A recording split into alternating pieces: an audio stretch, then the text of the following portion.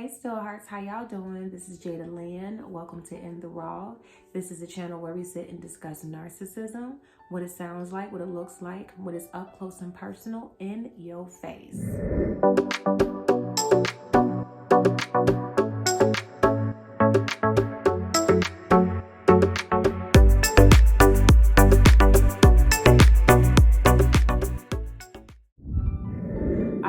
So in this video, I wanted to discuss how a narcissist sexually exploits you.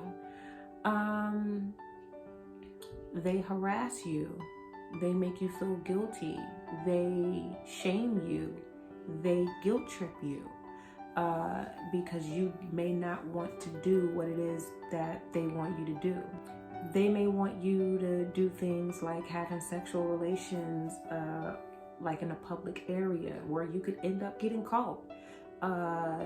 They want you to, I don't know, do sexual things that you have never really had interest in doing, or maybe you don't feel comfortable doing. You know, I know that was the case with me and the covert, the overt, you know, where he felt like, you know, he wanted me to do things that I just didn't feel comfortable doing. And because I didn't feel comfortable doing it, he would make me feel bad. He would guilt trip me about it and say things like, see, this is the reason why our relationship could never get anywhere or never be better than, or grow where it needs to grow, because you don't want to do this, or you're the cause of keeping it from growing. You're the cause. It's all your fault. You know, things like that. They can put you down and make you feel bad about your own boundaries. And then eventually they guilt trip you so bad, they blame you so much that you end up dropping your own boundaries just to do what it is that you feel like you needed to do to save the relationship. And then now you feel uncomfortable, you feel bad, you just don't feel right. You start looking at sex differently. You start feeling differently about sex. Sex just starts becoming something that you just don't want to do. And it is kind of hard to feel like it just doesn't feel good anymore. You know what I mean? So I had to deal with that part of it with the overt. But the covert, it was more somatically. He was more into the sophistication of everything. Everything was about the looks. Whether it was my looks, his looks, it was mainly his looks. But he was caught up in the somatic part of it. It was very somatic. And where I had to wear certain things, or shall I say, he wanted me to wear certain things that made him look good. So I had to wear like really low revealing tops, or tight, you know, jeans that, you know, hugged my butt, made my shape pop out. You know, I wasn't able to really wear dresses or skirts, because dresses or skirts he felt like didn't do much for my shape. Even though it very well did, he just wanted me to wear tight jeans, tight leggings, and things like that that showed my shape, that hugged my shape. And he wanted me to wear shirts, you know, that showed, you know, how revealing and sexual I could be, you know. And so he can pretty much show it off to whoever it is that we were going to be around, or that we were around. And I never was that type of person. I never was the type of person that showed off my body that way. People who know me know that about me. I just never been that type of a person. Never. And when you don't do these things, they make you feel bad about it. So like if my hair wasn't on point, I would hear a comment about it, or, oh, you need to wear your hair this way. You know, if I have my hair a certain kind of way, he would say, you need to wear I liked the other hairstyle better, but it would be said in a certain kind of way to make you feel bad about yourself. And he did that in a covert way, because he was the covert narc. And yeah, it was I felt on both acts, it was very nefarious. It was done in a very nefarious way. It made me feel very nasty. It never made me feel good about myself. Okay, especially with the covert.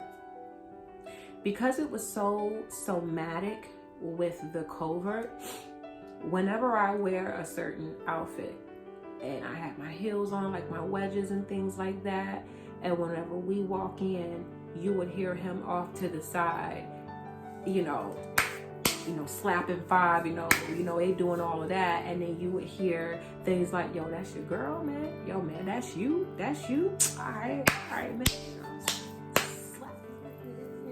Doing all of that. And it's like, okay, listen, I know that you having a dude moment, but I didn't want to wear this outfit coming up in here. I didn't want to wear this.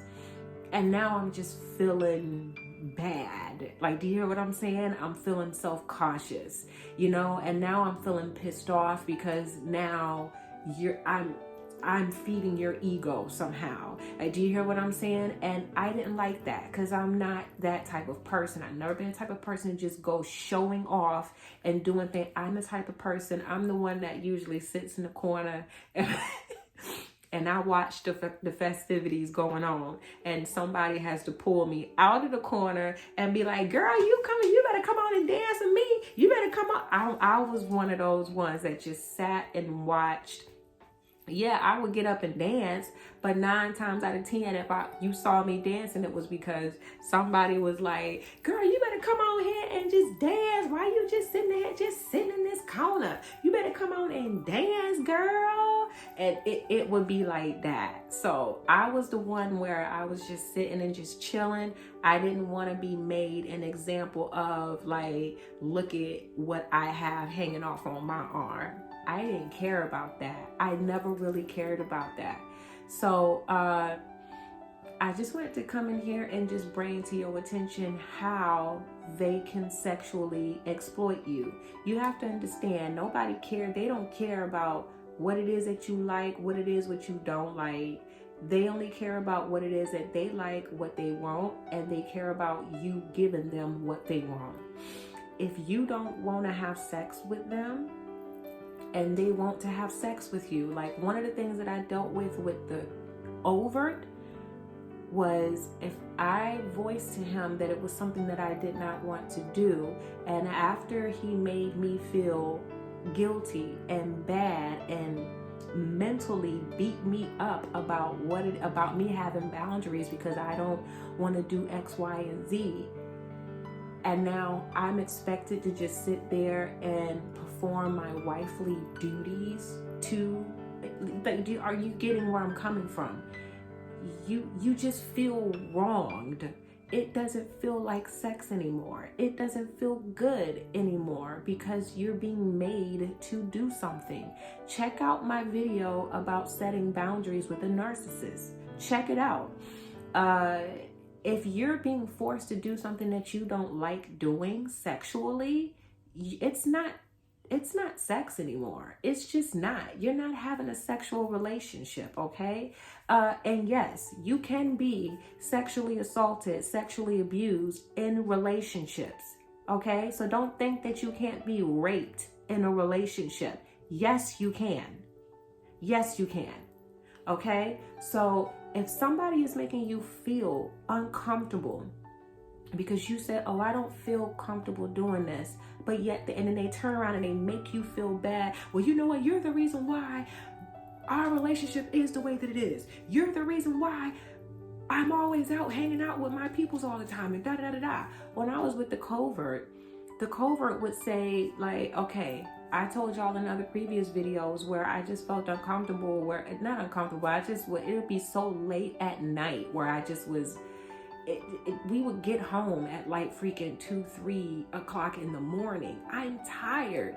and the individual wants to do something, and it's like, if I decline, then the covert would say something like, and this is exactly how, you know, the women get cheated on, because, you know, they not available, you know, they hanging around at, like, when we go to the parties and stuff, we go to the parties and there's women there that is willing to do the things that we want them to do, but you don't want to do it.